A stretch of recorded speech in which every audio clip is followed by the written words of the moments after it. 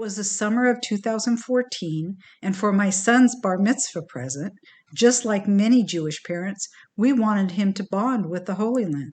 Oh, it worked perhaps too well. My husband had stayed back at the hotel, and our friends, my son and I, had just stopped in a pharmacy. Run to the bomb shelter, sweetie. Please hurry. I didn't hear the sirens at first, but the Israelis did. They're used to hearing these things. We ran to the back of the storeroom. It was a 12-foot by 24-foot windowless bomb shelter. My heart's pounding. Boom! Boom! I hear it and feel the percussion of the exploding bombs. I'm trying not to get sick. I look at my 13-year-old son and I think I'll never forgive myself if something happens to him. That's an excerpt from a speech I gave to the Orange County Jewish Bar Association. It was the first, but not the last time we had to run to a bomb shelter. Our adventure and my transformation is also the subject of my book, Blasted from Complacency, A Journey from Terror to Transformation in Israel. There is no chapter in a parenting book on what to do when a war starts and you're on a family vacation. Think touring extraordinary and sacred sites mixed with cowering in bomb shelters. I'm still trying to get over the Jewish guilt of taking my son to war for his bar mitzvah present. The impact of being human targets helped me understand the plight of Israelis living like this, and it also made me want to work on peace. How Israel is often described on the news is not what I'd seen with my own eyes. And I felt Palestinian parents also preferred their children playing safely in their backyards. The missiles exploded just near enough to blow apart my world as I knew it, forever changing me. And you'd never recognize my life today with what it was like then. I believe I found my life's purpose.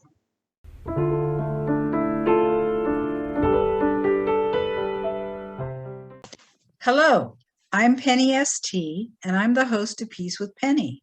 Today we'll be speaking with Esther Hertzog, founder of SHIN, the Israeli Movement for Equal Representation of Women.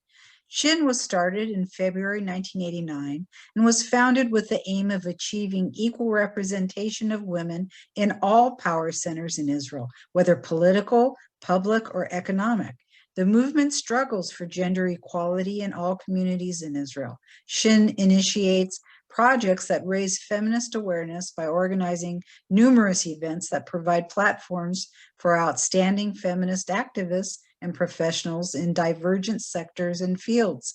It empowers young women and encourages their leadership involvement, promotes cooperation and friendship among Jewish and Arab women, and facilitates vocational and political courses. Esther Hertzog is the founder of SHIN, the Israeli Movement for Equal Representation of Women. She is a social anthropologist teaching at Tzvat Academic College. Her main areas of research are bureaucracy and gender in the context of immigration, education, welfare, and the Holocaust. She is an author of 4 books, an editor of 8 books, and has published numerous academic and op-ed articles in dailies and magazines. Her feminist activities include founding and heading SHIN since 1989, founding Women's Parliament in 1998, co-founding Young Women's Parliament in 2010, and founding 2 women's Israeli political parties in 1992 and 1999. I'm looking forward to speaking with Esther about their work, so let's get started. Welcome, Esther. Hi, Penny. Thank you so much. And I admire your initiative. It's really amazing, this project, amazing.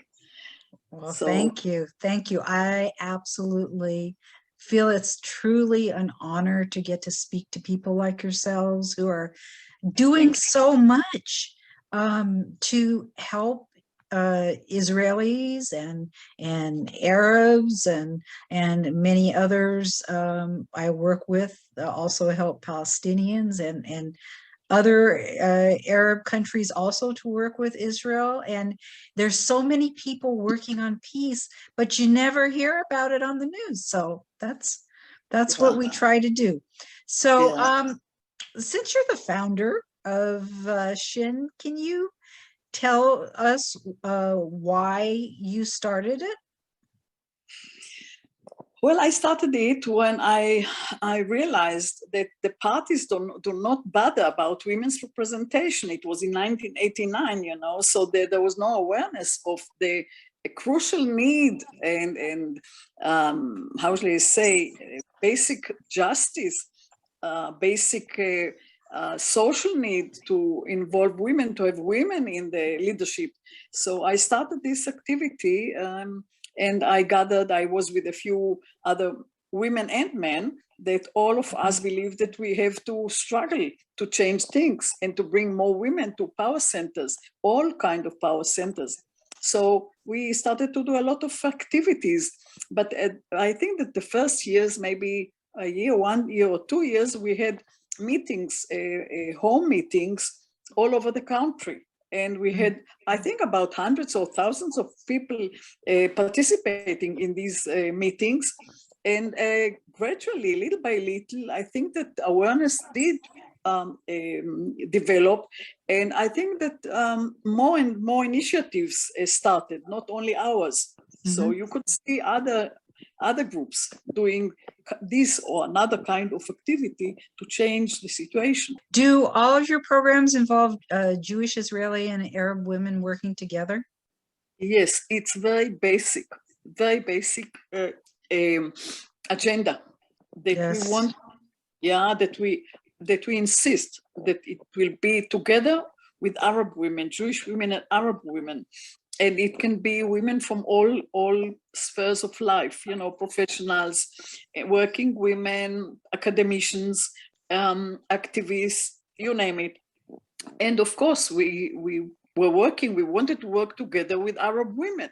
And we found out at the time when we started 1989, and then in the beginning of the 90s, that actually most of the initiatives of cooperation between Jewish and Arab women they were directed at more educated women, Arab women. So Jewish and Arab women from the elite, I would say, elite groups that cooperated. And we decided that we are going to work with women from all groups, educated, uneducated, older women, younger women, from all groups. So this was very, very important from our point of view. And that was exactly what happened when we started our activities with the young girls, with a young women's parliament. Again, we said that we want to have Jewish and Arab girls working together, meeting, socializing, knowing each other and respecting each other, and developing patience and respect for each other. And I think that we did quite well. I wish we had more resources so we could have done a lot more. But I mean, we did our best with what we had. You know? Well, it seems terrific, that's for sure. And obviously in the US, there still is a disparity, but there's some particularly prescient issues in Israel that complicates the situation, such as the religious influence and the Orthodox influence. Can you talk a bit about what creates this disparity of women not being present in the power sources? Not obviously they're present, but not enough in where they can have the influence they deserve. Yeah. Well, I mean, the Israeli political sphere is based on sectorial representation. So we have representation of people from Russia, less so now, but it used to be. We have from religious national groups. We have the Orthodox groups represented in the parliament, and so on and so on. But as we have the Orthodox parties, two Orthodox parties, one is Ashkenazi and one is Sephardi, the Mizrahi, it's called Shas, you know. So they, in principle, do not allow women to participate in power positions. So they prevent the participation in power positions. And this is crucial. I mean, because if you think about, like, they are like 15%, I'm not sure about the exact percentage, but they are a big group in society, an important group in society. And if they prevent women from participating in political life, in the parliament, in the government, this it has a very deep impact on all women. First of all, on Orthodox women, but on all society. So then you see not even one woman from the Orthodox parties that is in the parliament or in the government, of course. So this is a very bad situation. I think you don't find it anywhere else, maybe in Saudi Arabia, maybe, or very fanatic Islamic countries. But that's what happens here in Israel. So, yeah. Wow. So, Wow. But at the same time, I must say that there's a lot going on, as you said before, and you were very right about it, that there's a lot of activity that is going on in the field. A lot of activities of different groups, Jewish and Arab and Orthodox, religious and secular, and so on, but you don't hear about it a lot. So for instance, I have this friend of mine, Iftisam Hamid, who is a very, very good friend and colleague and partner in all our activities. And she's doing a lot of work together with religious groups, so they do a lot of work with the religious groups here in Israel and in Jordan. And when it was possible, she was also working with religious groups in Gaza, in the Gaza Strip. So there's a lot going on. She's an Arab woman? Iftisam Hamid, she's an Muslim Arab woman who lives in a place called Faradis, and she's a very, very significant, very influential and impressive woman who is working for years for the peace movement and for religious tolerance and for a friendship between Israeli and Jewish women, and so on. So she does a lot. She did a lot of activities, and thanks to her, we actually joined her in her activity in many ways. I have to have her on. So you'll have to hook me up.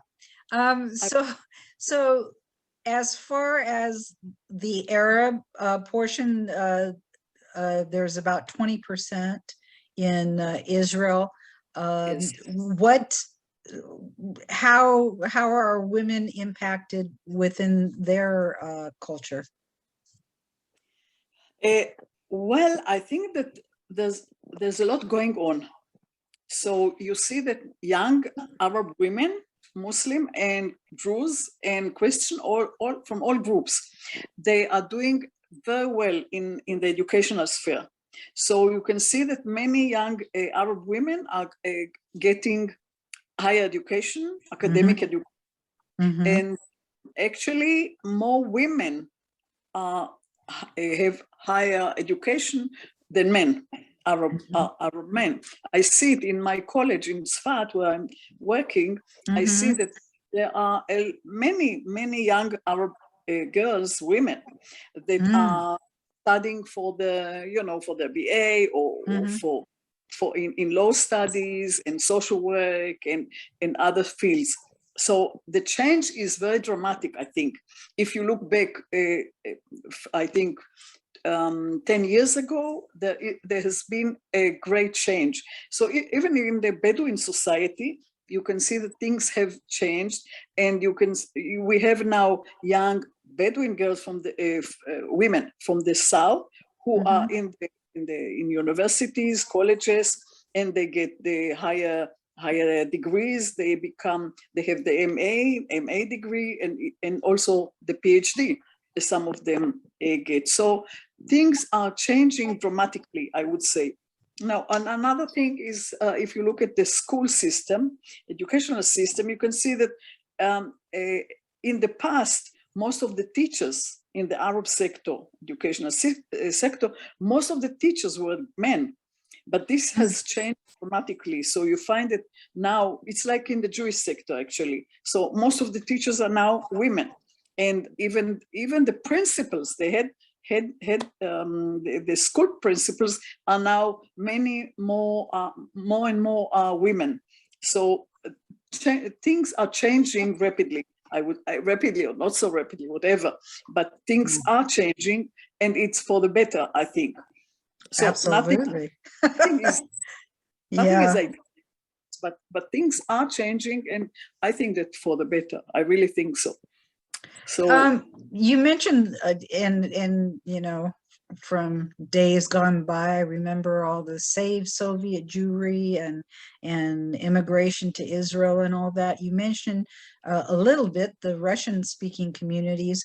What impact, you know, what's the influence of women or not having influence in their community, in the Russian speaking communities? Do you run into any particular issues within that community?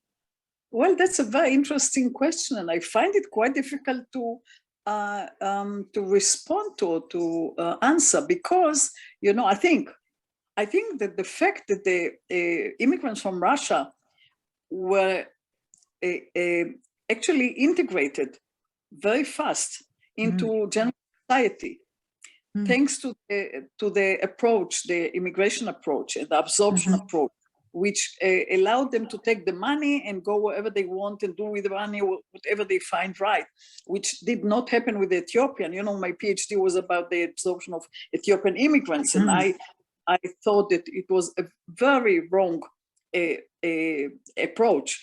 So they brought the Ethiopian immigrant, they put them in absorption center for a long time. And what happened is that the absorption was delayed for a long time. And I think they lost a lot in terms of working conditions, opportunities, and in terms of the education opportunity for the children, and so on and so on. So I think that even racism against the Ethiopians emerged from this kind of absorption, from this approach of absorption. So with the Russians, with the immigrants from Russia, it was different. They were absorbed straight away. When they arrived, they went wherever they chose to live, and they worked in whatever they wanted or could, and they got, I don't know, the children went to the schools, to the right schools where they lived, and so on and so on. They got the jobs, they were more free. I think they integrated quite fast, actually. So I don't know. I meet a lot of course, a lot of past immigrants, the immigrants from Russia, but they are just like anyone. You can't, of course, you can't see them by color, but you see them, for instance, in the supermarkets, working in supermarkets as cashiers and all kinds of jobs, you know, in the university, everywhere. So sorry, yeah. Go ahead. Yeah, no, just what's in the news? Have you seen any new immigrants coming because of what's going on from Russia? Well, yes. Or Ukraine, or? Yes, Ukraine, people from the Ukraine are coming in, yes. And the government, they had some problems because they were discussing, and they were trying to avoid the open gates, you know, for everyone. And they said all the Jews can come in, but not others, you know. So decided there was a lot of criticism, so they decided that some of the Ukrainians, not Jewish, can come for, you know, temporarily. Well, it's a very difficult and complicated situation. Yeah, with the right of return and all that. Were the Ethiopians who came, were they Jewish? If they were Jewish, the Ethiopians who came? Yes. That's another question, you know, that many said that many of them were not really Jewish, and some said that they were all Jewish, and they actually preserved the Judaism for hundreds of years, and so on and so on. But you know, the same things were said about the immigrants from Russia. They said that many of them came and they were not Jewish, you know, and they wanted to come to a better place with better economic chances and so on. So, well, from my point of view, it doesn't really matter. Right, but it's a curiosity because, you know, for many obvious reasons, not least of which from Ethiopia, you know, I think most people don't think of them as you know, being Jewish.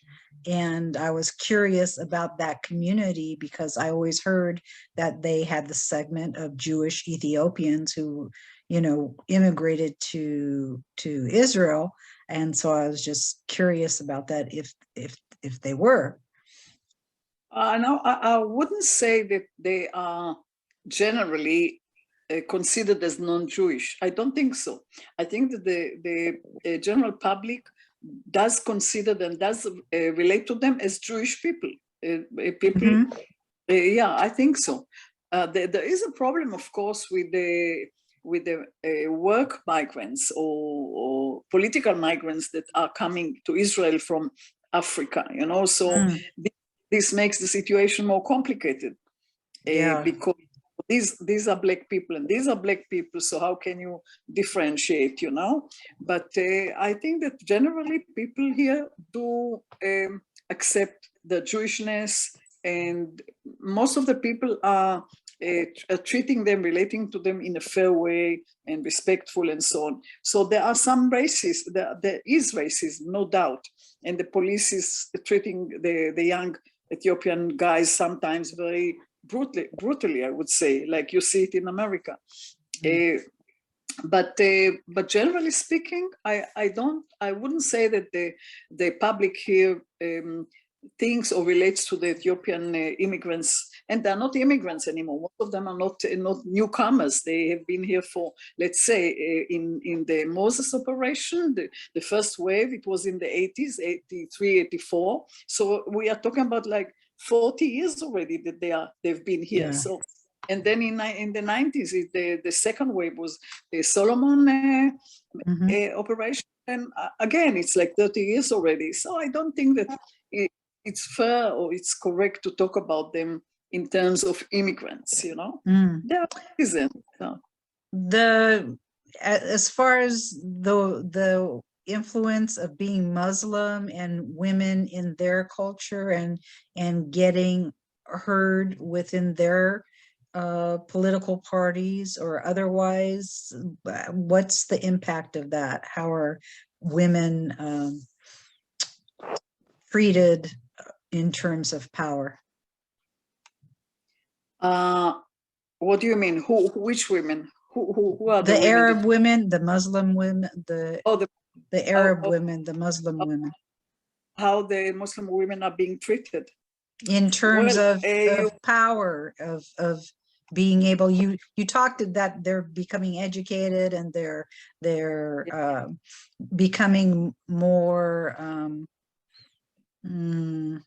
they're seen in more powerful positions, but still, does that translate into, for instance, the Arab political parties that are there?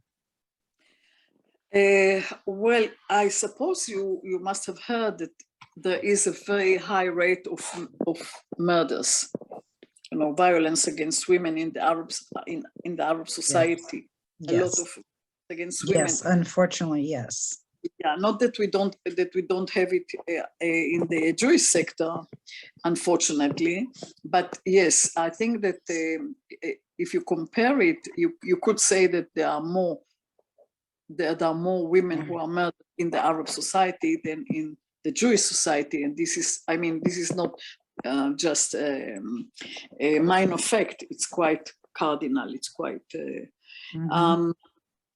But I think that the advancement and the integration of Arab women in all spheres of life is quite impressive, because you can see them.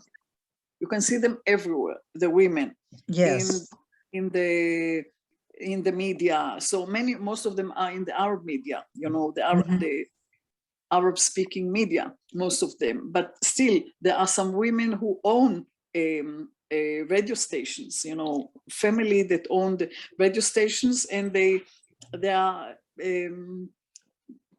own it. And there are women who are now professors in the academia. Right. And there are a lot of Arab women who are doing very, very well. So things has changed dramatically, as I said. Has not enough, of course, but things have changed. And well, if you go to the pharmacies, you find a lot of too, and very educated and professional and so on.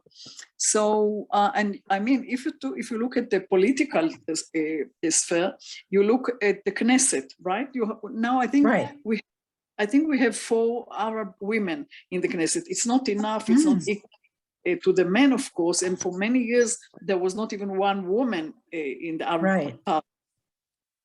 But for the last, I don't know, maybe 10 years, I'm not sure about when it started, that one woman entered the Knesset, although she entered through the Jewish party, not an Arab party. But then later on, another woman was added, and so now we have 4 women. So it's dramatic in terms of what we had like 10 years ago, but it's not enough, of course. But again, another but. You look at the Women's Committee, and it's headed for quite a few years. It's headed by an Arab woman, a Christian woman. Actually, she is a Christian from Nazareth or Akko, I'm not sure. And she, her name, maybe you've heard about her, is Aida Tuma Sliman, and she is amazing, really amazing. You should really, I think she's doing a terrific job in the Knesset, and she brings up to the meetings, she brings up very, very difficult issues, and she wouldn't let anyone away with this, not the police representative, not anyone. So she's very committed, and she's very impressive, very impressive. So there's one, and others are also very, very serious women in the Knesset, and you know, I like it. I think it's nice. It means that yes, that women can become part of what's going on, whether they are Jewish, whether they are Arab, from the Christian sector or Muslim sector or whatever, you know. So what got you personally interested in this? I always like to ask some personal questions, see what created the person that you are. Where did this interest in women's rights come from? Well, this is a very tough question, you know. I'm not sure that I can answer this question. Well, maybe my mother has something to do with this. She started working in a shop. She was a sales lady in a women's dresses shop, and I saw her working outside the home and taking care of all of us at home. And well, she was in her own way, she was a feminist, you know. There was no name for that at that time, but the way she behaved and the way she made her decisions her way and so on. And then I had my father, you know, my father had also some very significant influence on me, because, you know, he actually treated me like his friend, you know. How cool. What's that? I said, that's very cool. That's neat. I used to go with him every Saturday to the soccer plays, football, what do you call it, football or soccer games in Netanya, and I adored the football players in Netanya, which now can't understand. They're all men. They were all men, and now it's, you know, I can't stand it. You know, this situation. So anyway, I went with him. With him to men's films. He liked the Tarzan film and the war films, which nowadays I hate. But on time, I was going with him, and Sure. you know. So I think he had a very significant influence on my thinking. And then also you read books that make an impression and have a very deep impact on you, all kinds of books and so on and so on. I mean, just like anyone else. How about your interest in uniting Arab and Israeli women? Well, you know, I've been involved with activities with Arab women for ages, I think. And I think my first involvement started when I worked with a welfare ministry. How old were you? Well, I was, let me see, it was maybe 40 years ago. 40 years ago, something like that. I was at my 30s, I think, or something like that. I'm not sure. And I was working with a labor ministry, Ministry of Labor, and I was responsible for a project that was training women to become paraprofessional workers in the welfare field. So I had to, I started this association, whatever organization that trained women to become paraprofessional workers in the welfare system, and then I insisted that the project must have also Arab villages, not only Jewish towns. So I insisted that the project will include social workers and social paraprofessionals, Arab and Jewish. And you know, it wasn't self-evident. It wasn't just like that, because I was told in the ministry, I was told that, you know, there are so few social workers, then they can't have paraprofessionals, because social workers have to train the paraprofessionals, and if you don't have enough social workers, you can't have the paraprofessionals. So I said that it's double discrimination. So once you discriminate against the Arab population, when you have very few social workers, and then you discriminate against them for not having these paraprofessionals who can do a very good work in the field, helping young families, women, the elderly, and so on and so on. So I think I did well, and I succeeded. But at that time, I just met so many Arab women and men. And I developed some very good relationships with many of them. So it became very, very clear to me, very kind of natural for me to work with Arab and Jews just the same, you know, no difference. And then it continued. I was working at the college Be'er in Kfar Saba. I don't know if you heard about it. That's in the center of Israel. I was working for ages, for more than 20 years. I was working there, and I led a course of leadership, women's leadership course. I think it was the first leadership course in Israel, and definitely it was the first course that was working together with Jewish and Arab women.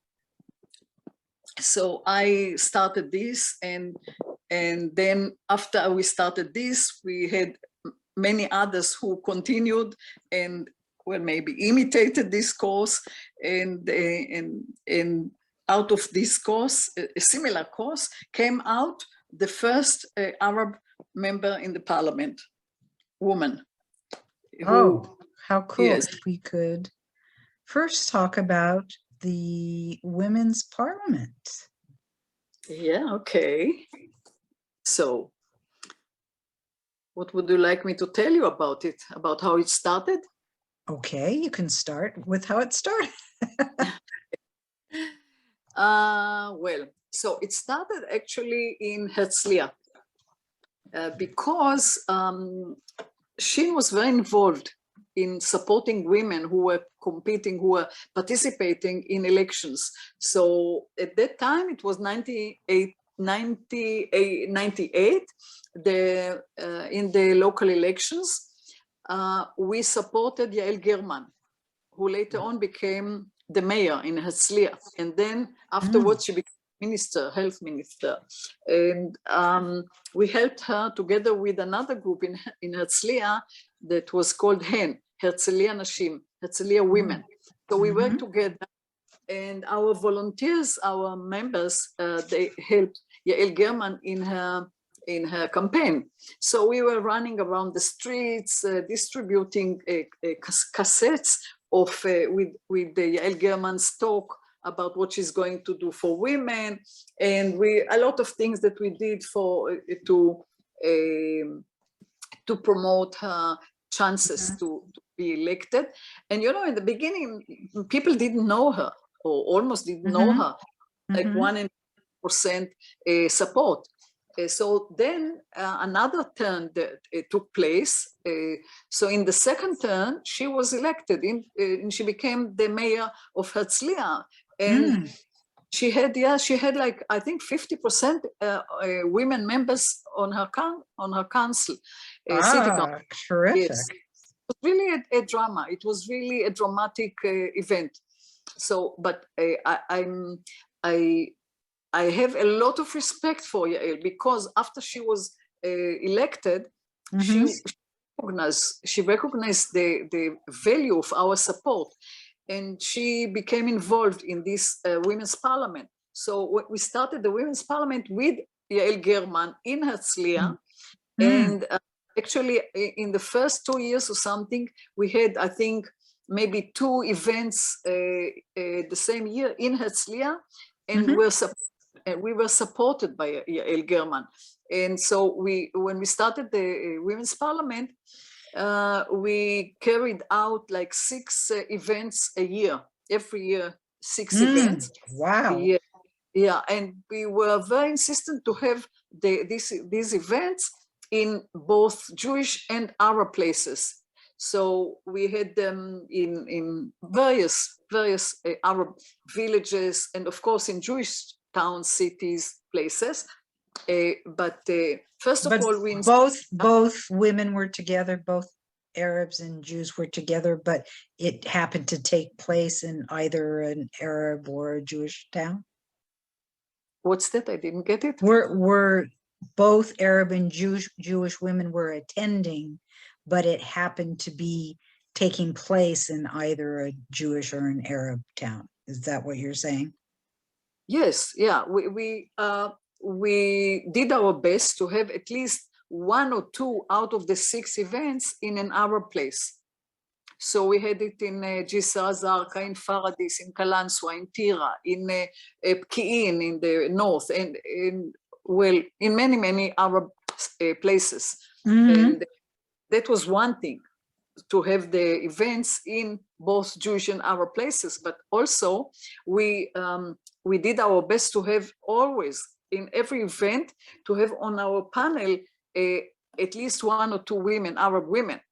So, and we always succeeded to find very outspoken, experienced, educated activists, and so on, you know. So we developed some very, very wonderful relationships and contacts with Arab women, you know, along the years. So, I mean, for how many years? We were very active until, I think, a year ago or year and a half ago, we carried out, like, as I said, 6 events a year. And you can imagine, if you have 6 events, and in every event we had I would say between 100 people and 200 or 300, just like the event that we had in Jisr Azarka. Jisr Azarka is one of the poorest villages in Israel. And And when we had this event in Jisr Zarqa, we had actually 2 events there. But the first event that we carried out in Jisr Zarqa was about women against arms. So it was following the killing, the shooting that was going on in the village. And, you know, most of the council members in Jisr Zarqa joined the event. They were there. And there were stories that mothers told about events that took away their children, you know, in these shoot events and so on. But we were talking about any kind of using arms, you know, even the nuclear weapon and whatever. So it was a very, very powerful event. So that is just one example, but we went all over. We went to El Qasami College. That's an Arab college. We were there. We carried out a few events there, and I think the one in El Qasami in the college was about education, women education. I think it was, and then well. We had so many, and you know, maybe you can you can suggest to the listeners to go to see our website. Yeah, it sounds well, of course, I've been all over your website, but yes, it's worth a trip for sure, for sure. Yes. So, well, you having 6 events a year, that's sounds like an incredible amount. But you said about a year ago it stopped. Is that because of COVID? We had already more than 100 events that took place all over the country. How fantastic. But it stopped because of COVID. Is that why that?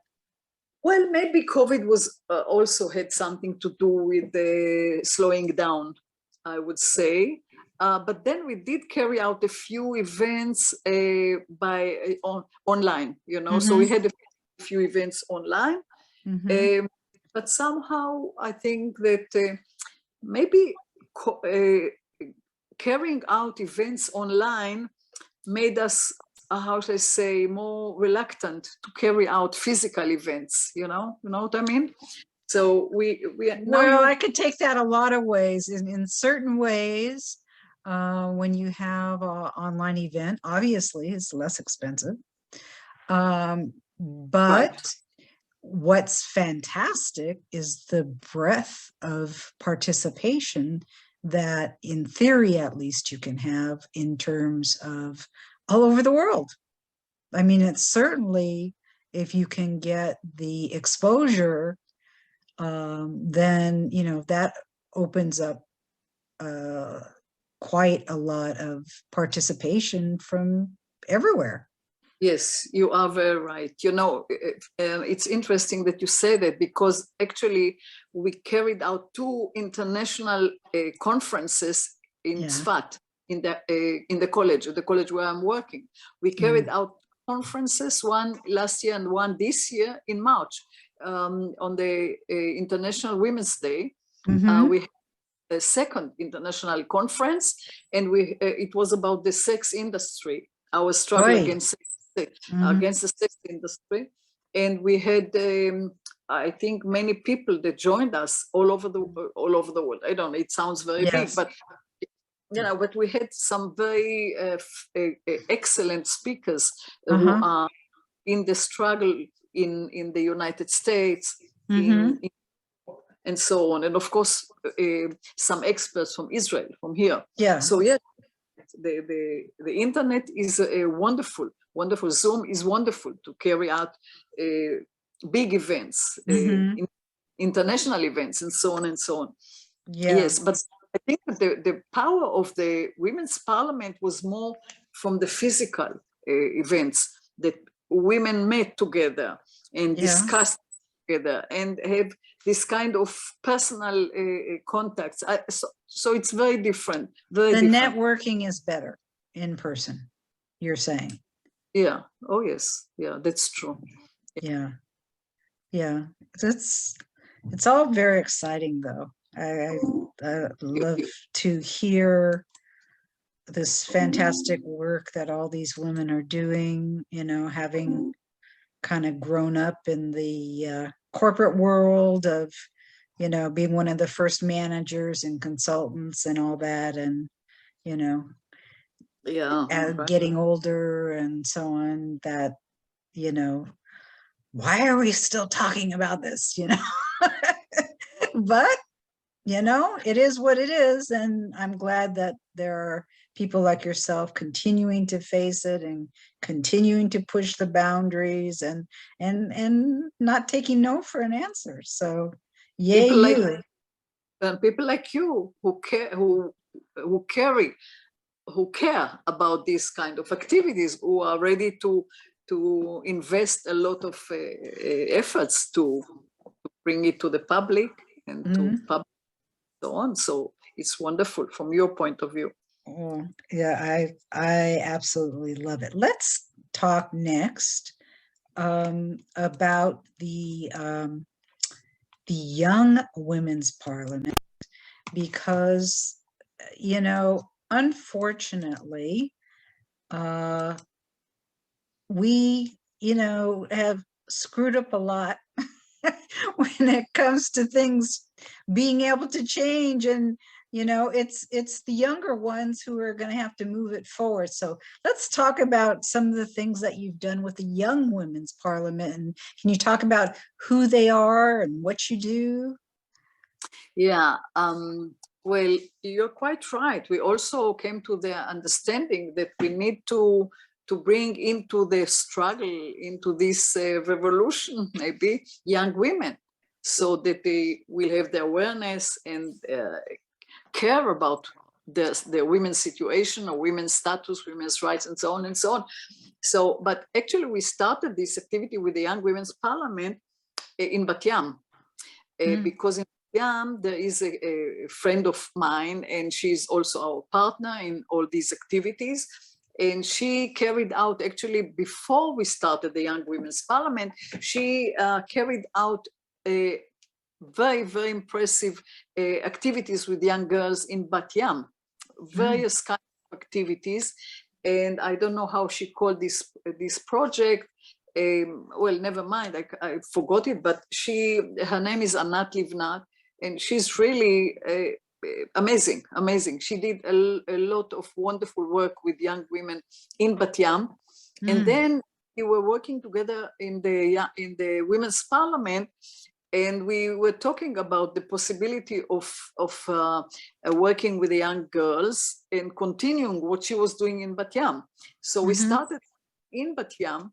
We started this project, and it was in 2010 that we started the first Young Women's Parliament, and the first event took place in Sderot.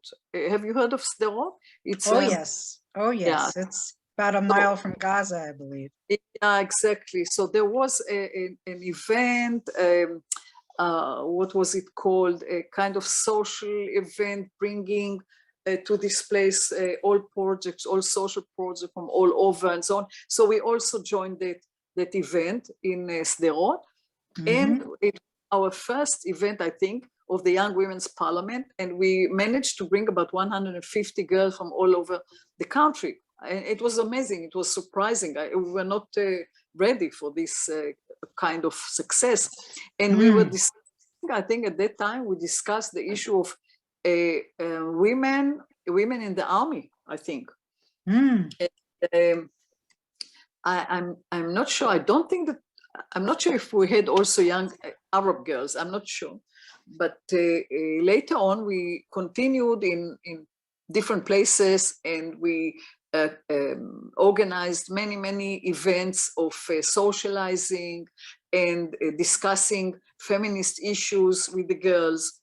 And then so we started groups, local groups. That was the basic kind of activity. So we had I think we had 10 or 12 groups, Jewish and Arab groups, all in various places, and they were active in their own town or village. And then once a month or once in two months, we had a gathering of all the groups, active groups, in one of the places. So So we had, what was his name? One event when we had, well, what is the name of the black man who led the struggle in the States? Martin Luther King? Yeah, Martin Luther King, his son, Martin Luther King Jr. came, yes, he was there in Bat Yam in one of these events, and he spoke to the girls, and we spoke about racism, and I don't know, I can't remember anymore about these issues, and we groups group discussions and so on and so on. So this is just one example, but then we had another, well, many events. And again, if you can suggest to the listeners to go to our website of the Women's Parliament, they can find a lot of pictures and also the of summaries and descriptions of the events. So, can you, I'm looking at this picture here of them meeting with the female Knesset members. I'm wondering if you could say a little bit about that. Yeah, well, right. So we decided, we thought that it will be very, very powerful to bring the young girls to the Knesset and meet with a Knesset member, female members of the Knesset, and listen to them and talk to them, ask them questions and so on and so on. And we carried out a few meetings like that. So actually once a year in one of the general, how do you say, one of the seminars, we carried out also once a year seminar. So every year we came to Jerusalem and we and what we did, among other things, was going to the Knesset to meet the members of the parliament, the female members, and talk with them and so on and so on. And then later on, we brought smaller groups to the Knesset to join the women's committee. So they joined the women's committee, and it was a very special adventure, experience for them. They were excited about it. Yeah, and I would be too. Young or old or whatever. I mean, that's quite a privilege to be able to be with them.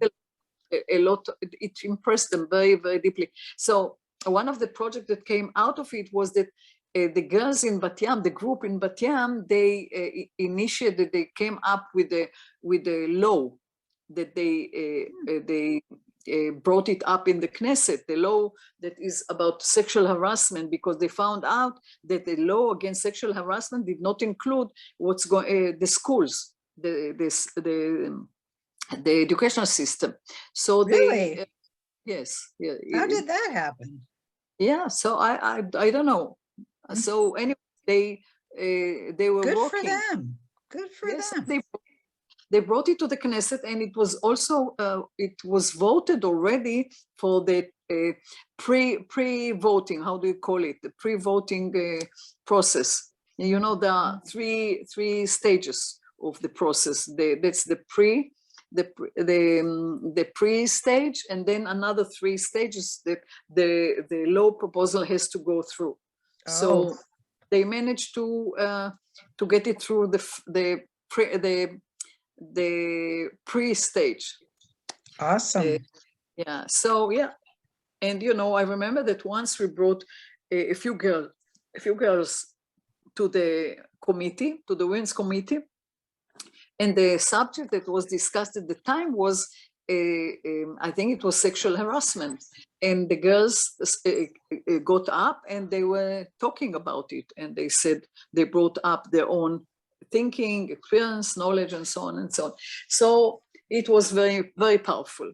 But we did a lot of other things, other activities. So I know, for instance, when we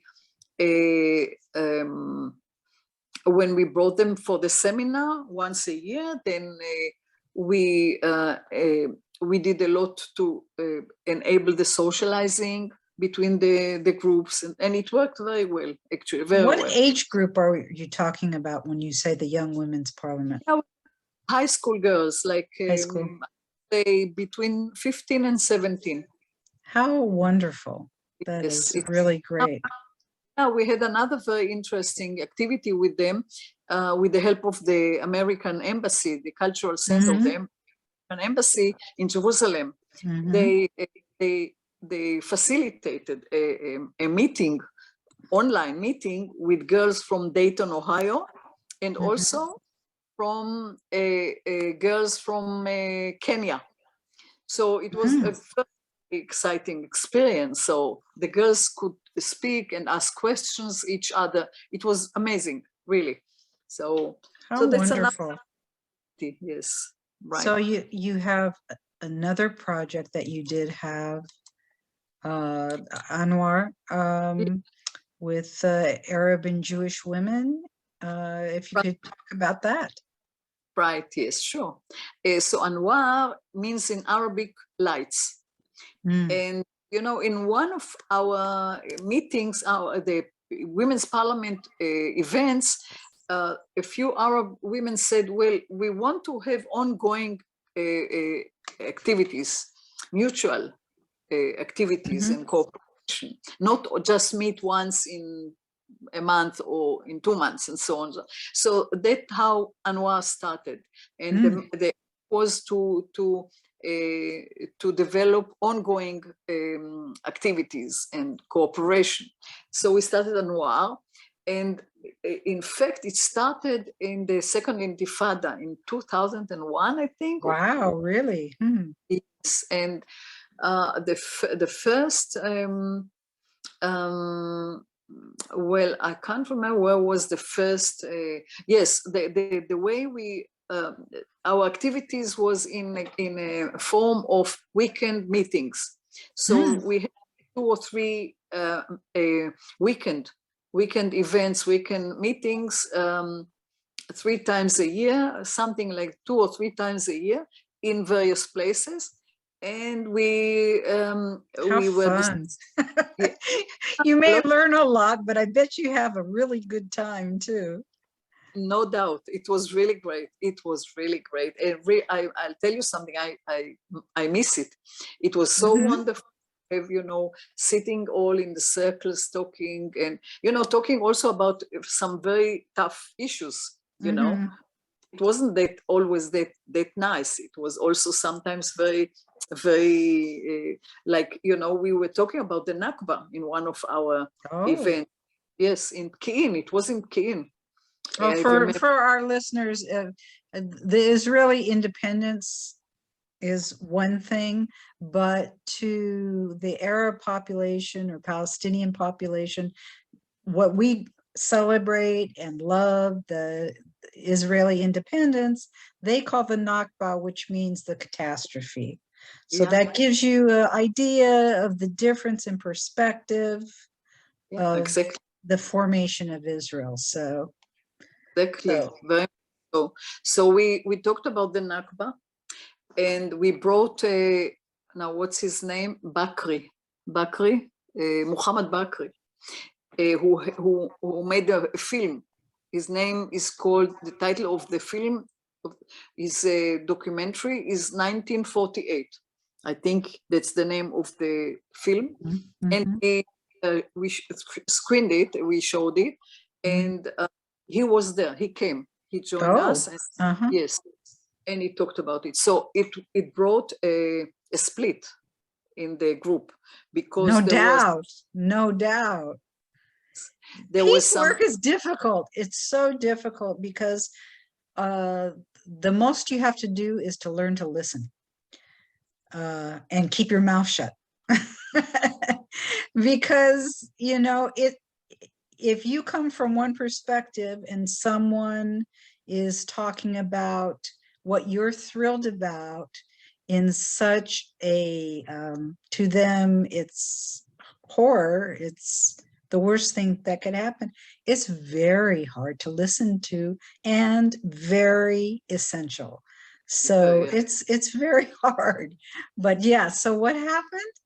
Yeah, a very sensitive topic, you know. So we were discussing, we were watching the film and then talked with him. And then it was like a storm, you know. A group from Herzliya, activists, very women, but they were more oriented to the right wing. You know? So they were so very upset. So they left us. They left us afterwards. That was a pity, because we did want to have women from all sides of the political map. Sure, they weren't ready. There, you have to be ready to. Yes. You definitely don't have to change your viewpoint, but you have to be willing to listen and try to work with where you can agree or where you can move forward. And you have to be ready for that, because it's hard. Yeah, that's very true. Very true. Yes. So, I mean, we had all kinds of problematic situations, many. No doubt. No doubt. Yes. I mean, you really stepped in that one.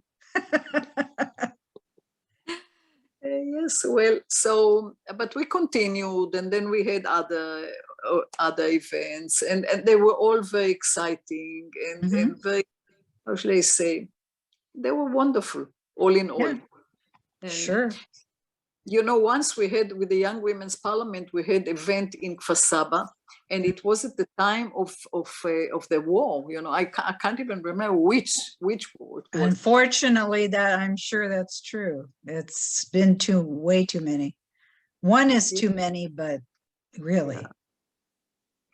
Of course. So anyway, there were missiles that were sent, and one fell on Kfar Saba, I think it was. Holy moly! Yes. So so the girls, in the beginning, they got panicked. They panicked, but then continued, and nobody left. Not the Arab. That's Israel. That's Israel. I know from being there under those circumstances. I would, you know, when you're in the bomb shelters and the missiles are, and you feel the percussion on your skin, even if it's up in the air and it's miles away, you still feel it and hear it, and the sirens, and you know, because it happens unfortunately so often.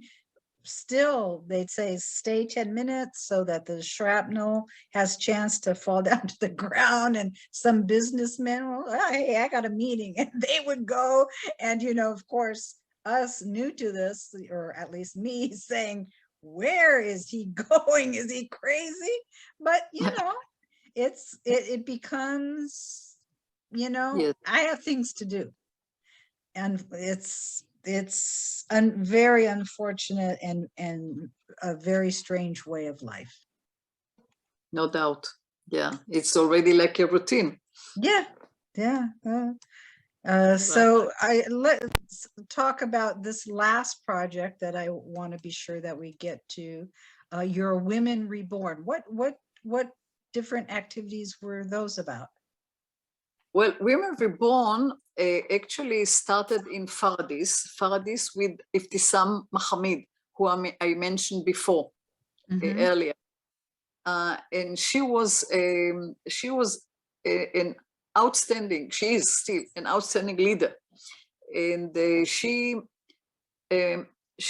received a donation.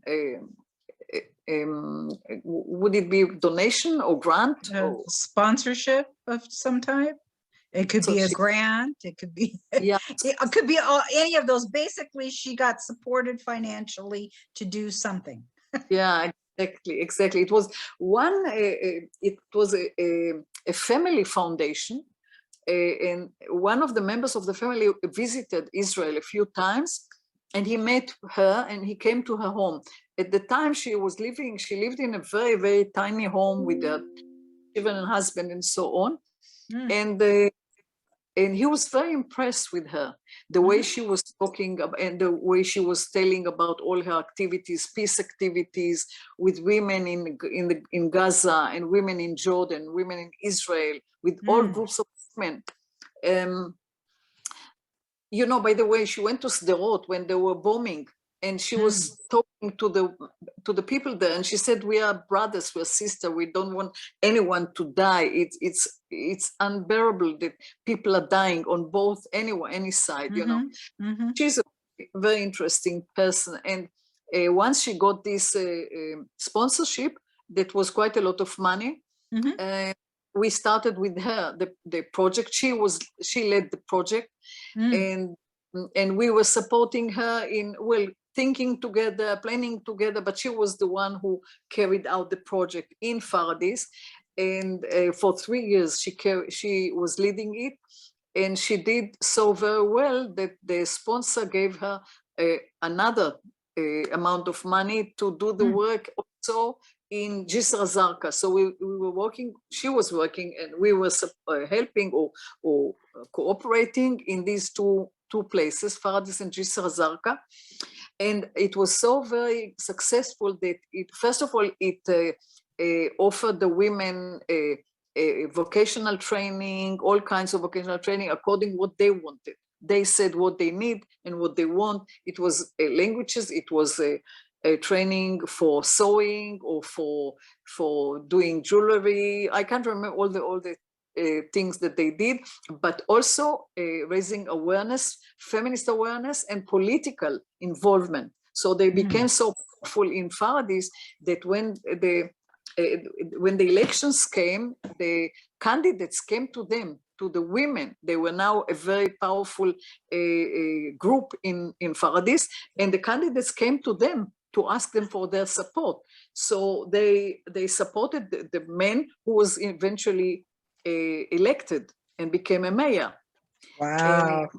And that was a kind of cracking the system, Hamula system, because now the women supported men not according to what the Hamula decided, but according to what they thought will be good for them and for their families. So they were lucky enough, and Ibtisam was lucky enough that the mayor was very cooperative and very thankful, and he helped them in many ways, giving them letting them have facilities for their activities and money and many other things. And he made Ibtisam his counselor on women's issues and so on and so on. So it was very, very, very successful. Well, the only problem, you know, with all these projects, that you get the money and then the money goes away, and, you know, things go back to where they were, more or less. Not totally, but in many ways. So in Jisr happened something very, very similar. We also, well, Ibtisam led it also in Jisr, but we had local coordinator, and a lot of activities went on there. We found out that in Jisr Zarqa, many women were analphabetic or illiterate, and even in Arabic, they could not write or read Arabic.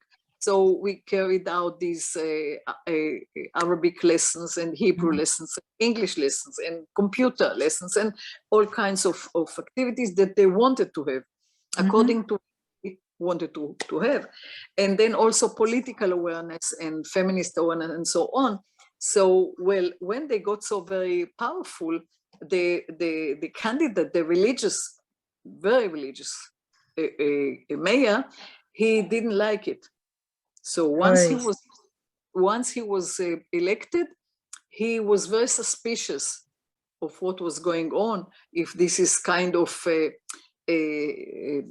harming the family system and the political system, whatever. So he didn't like them. He didn't like it, and he actually gave them a lot of problems. So this on Anwar, not Anwar, the Women Reborn, I think it went on 3 years in Faradis, and then 6 years in Faradis, and the last 3 years also in Jisr Zarqa. And I think that a lot of good things happened. Also continued with the Young Women's Parliament in Jisr. And it was a kind of continuation of the Women Reborn project. So Great. For your last question, what areas in Israeli society are you seeing that concern you the most that SHIN can have a positive impact with, and how? That Shin has what? I didn't hear. What areas in Israeli society are you seeing that concern you the most, that Shin can have a positive impact with, and how? Well, so many, so many things, so many things. Well, first of all, the most important thing is the power positions, that we want women to be involved in all power positions in society and in the country. And actually, starting now, we hope to start excuse me, a project that we call 50-50. And this is a project that some friend of ours, I mean, a new colleague, a new partner joined us, and she talks in terms of 50-50, and to have 50% men and 50% women. So to have this equality all the way, and bring women to be half of any power position. So whether in politics or the labor market or culture, media, sports, and so on, you know, also. So a lot to be done, but the main thing, I think, that women will be equal part of every power center. This is a very central issue. And of course, doing it with our women together. They are our partners, Sure. in everything that we are doing. Fabulous. So, yeah. So I think this is the, how should I say, the heart of the struggle. Yes. But of course, other struggles that we are involved and we are interested in, like the sex industry that we are struggling against. And it is like family, how shall I say, family situation, family issues that are very bad for women and children, that we are involved, and we want to make an impact, because, you know, many young children are being taken away by the welfare authorities and so on and so on. This is another big issue that I won't bother you now about it, but we are also involved in this issue. Maybe another time. How wonderful, though, that you do work on all these incredible issues, and you know, we are women, hear us roar, right? So thank you so much for your time today, Esther. What your organization is doing is so important for the health of Israeli society, for the world. Next week on May 10th, we will have a privilege of speaking with Yuval Ben David of EcoPeace Middle East. EcoPeace Middle East is a unique organization that brings together Jordanian, Palestinian, and Israeli environmentalists. Their primary objective is the promotion of cooperative efforts to protect their shared environmental heritage. In so doing, they seek to advance both sustainable regional development and the creation of necessary conditions for lasting peace in their region. Amen. As you can see, many people are working very hard to improve the lives of Jewish, Arab, and Palestinian people in the Middle East, promoting cooperation. And Peace with Penny strives to get the word out that there is hope for peace in the region. Next week, we'd love for you to join us again. We hope that the situation will calm down in Israel and that there will be better news for the people of Ukraine and Russia. For now, we'll leave you as we pray that everyone will someday live in peace, shalom, and salam.